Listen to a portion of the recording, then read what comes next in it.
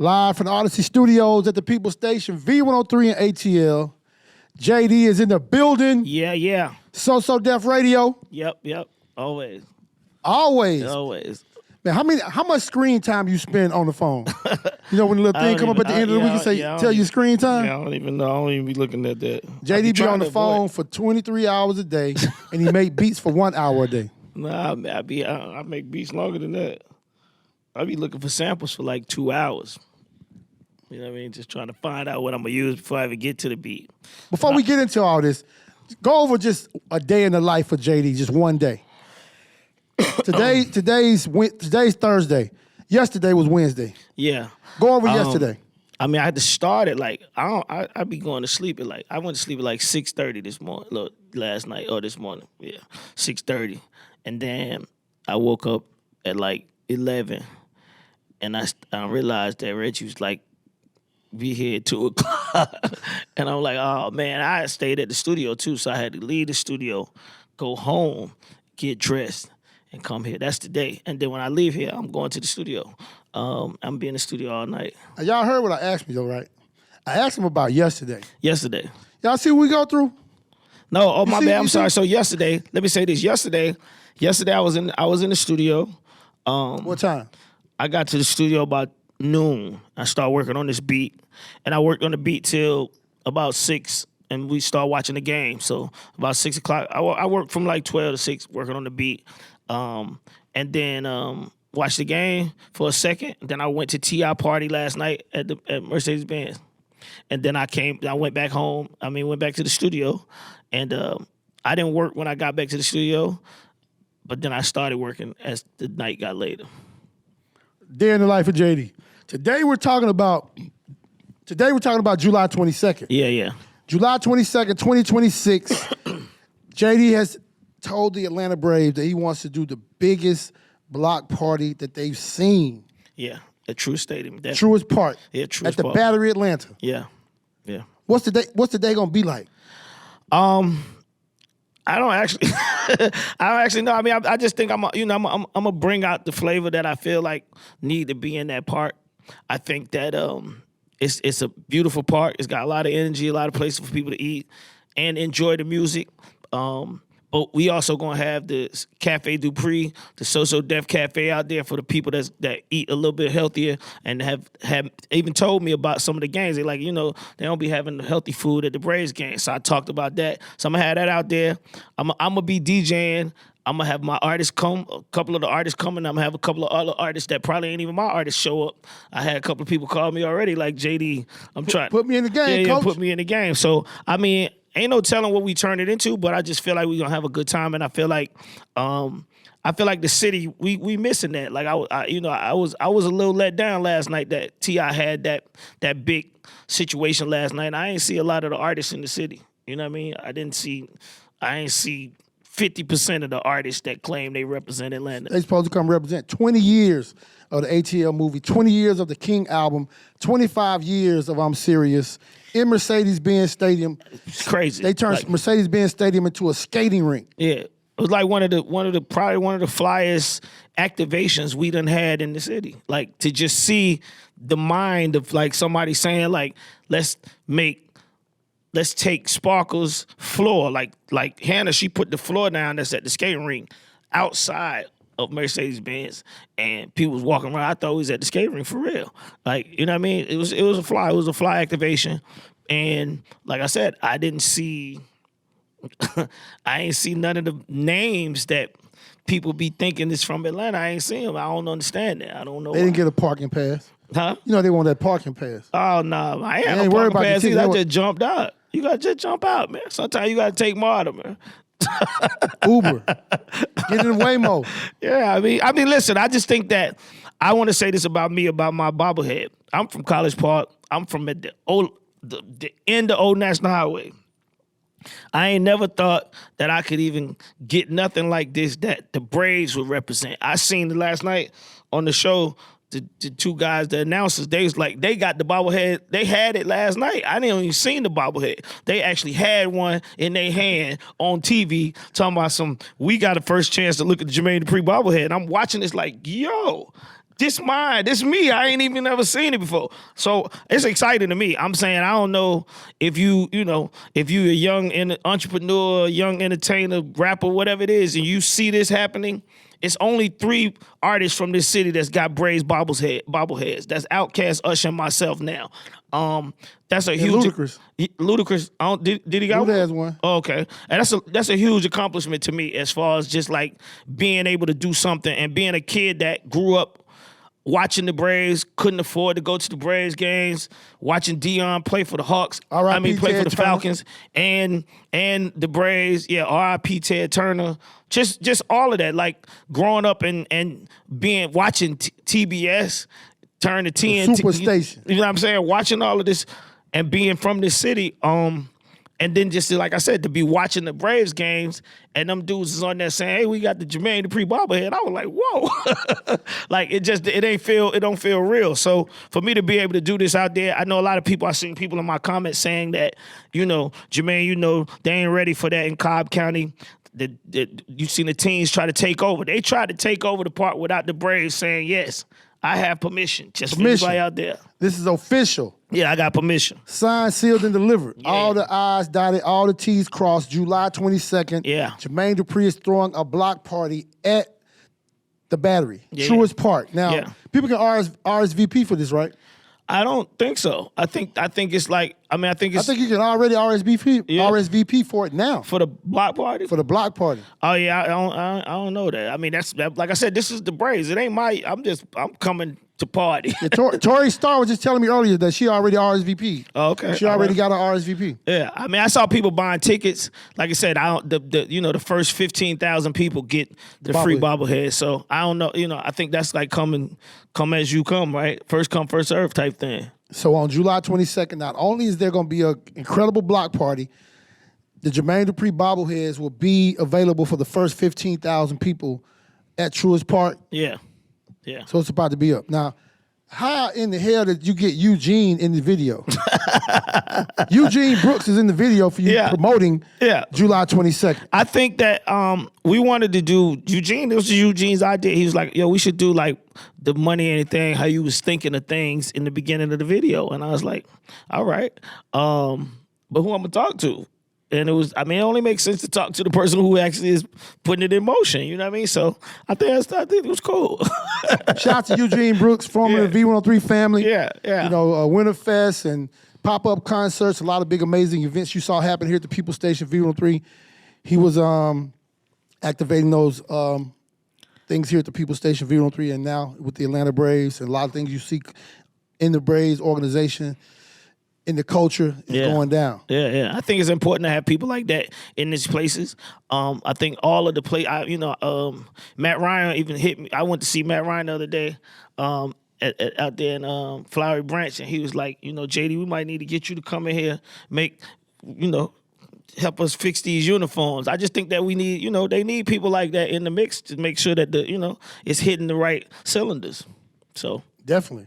Shout out to that boy Matt Ryan. Everybody with the Atlanta Falcons, they already got a new uniform too. Yeah, that's what I'm saying. We was talking about the new uniforms, but the OG Falcon uniforms is the real. That's the real deal. D1. You know what I mean? And I kept asking him. Well, so when do the OG? Dion, when they Brett Favre. when do they wear Billy that? White Shoes Johnson. Yeah, Billy White Shoes. Yeah, William Andrews. Yeah. JD is in the building. You've been on the internet in a lot of different little conversations about people in Atlanta.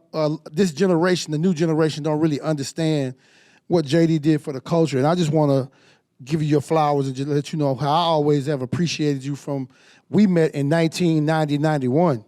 Yeah, for sure. And for the kids who don't understand, like, I saw you speaking on Kriss Kross, and Kriss Kross is like one of the biggest to ever come out of Atlanta, if not the biggest.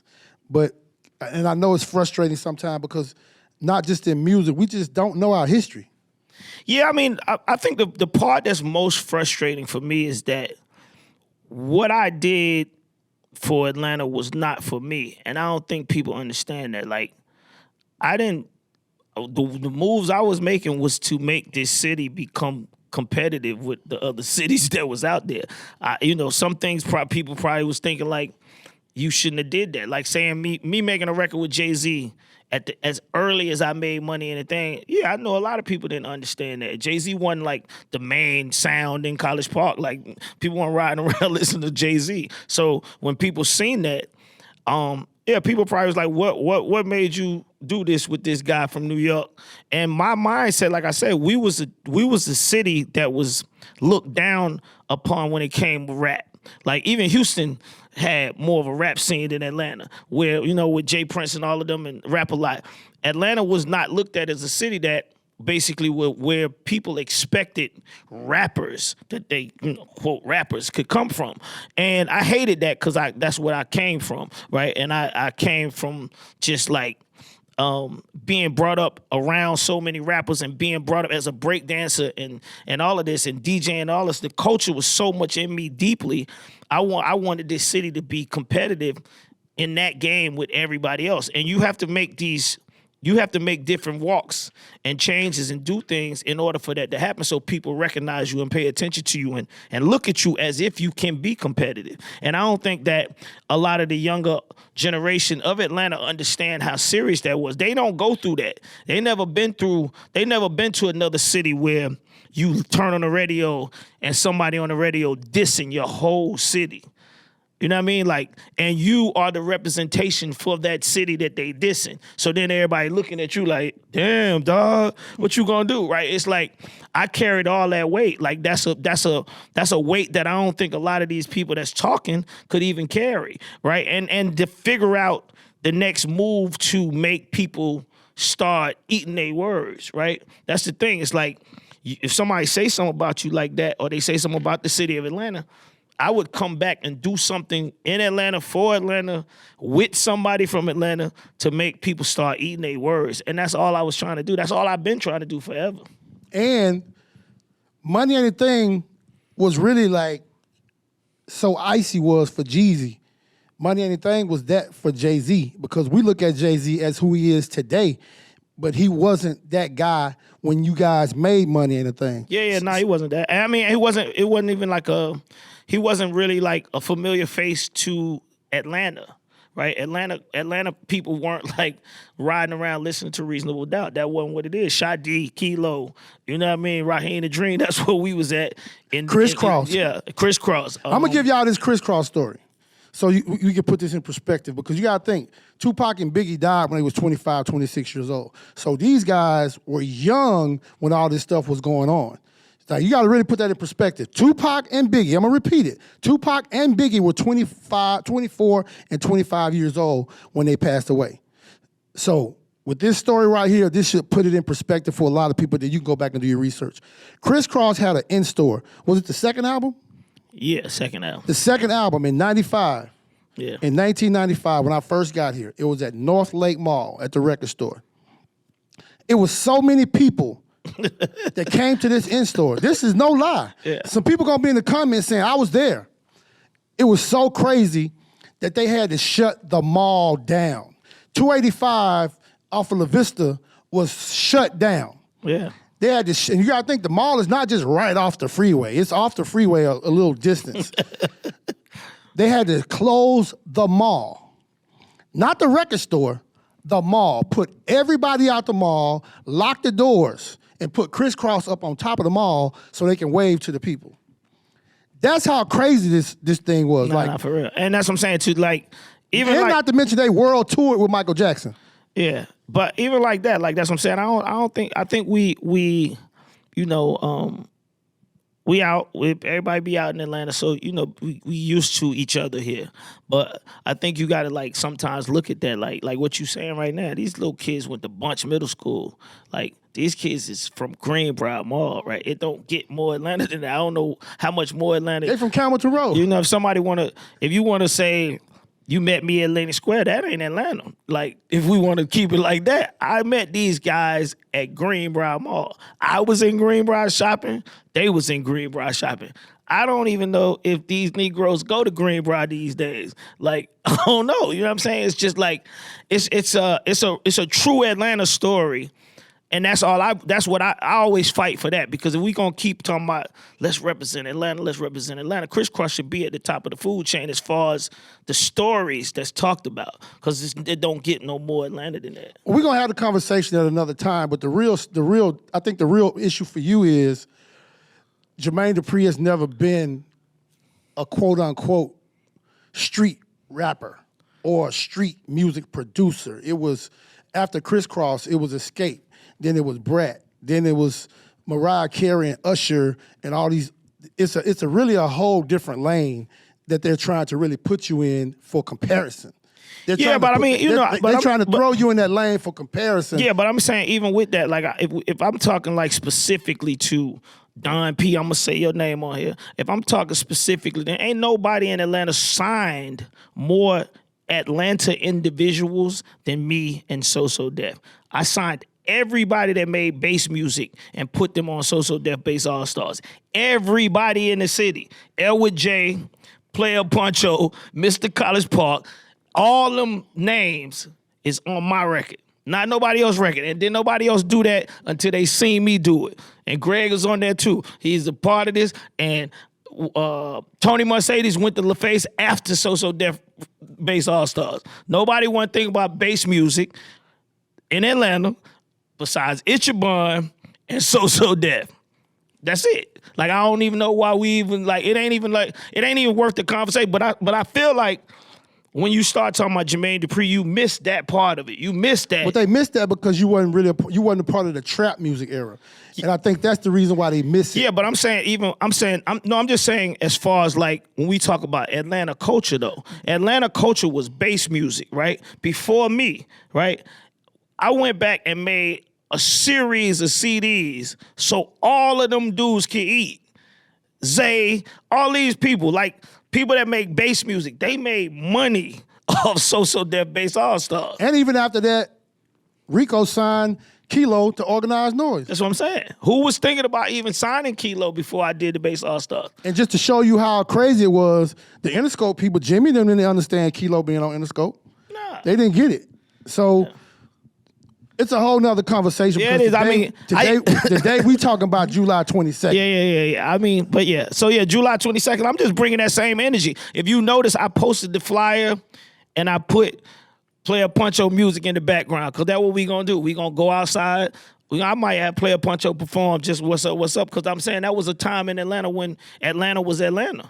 We got to get back to Atlanta. We got to get back to it. I might DJ a set that day for you. I might open up for you. Yeah, we got to get back to doing Atlanta, man. Who the Braves playing that day, Mike Conti? On the 22nd of July. JD's Block Party. Truist Park. The Battery Atlanta. Yeah. Get your tickets, RSVP for the block party. You can bring the food truck, bringing the music, bringing the vibe. Kid friendly, super kid friendly. The first 15,000 people will get the Jermaine Dupri bobblehead. Yeah. Are they playing the Padres? Yeah. That's really gonna be history. You need to find old girl, the black lady who just put this. She bought the Padres. I seen that. Yeah, you got to bring her to the block party. I seen that. I saw that. That'll be the only Padres association we gonna celebrate at the block party. And I want to say this: we doing this. Thank God, the Braves is number one right now. The Braves is the number one baseball team. Mighty Mike. Yeah. Michael Harris the second. Let's go, Tasha. Let's go, Mike the first. It's time. You know what I mean? We're gonna have a good time. Eugene Brooks, thanks. JD, thanks for pulling up on me today. Yeah. July 22nd, be ready. The Battery Atlanta Truist Park is about to be epic. Jermaine Dupri. Yeah, y'all know what this is. And we got the mixtape on the way.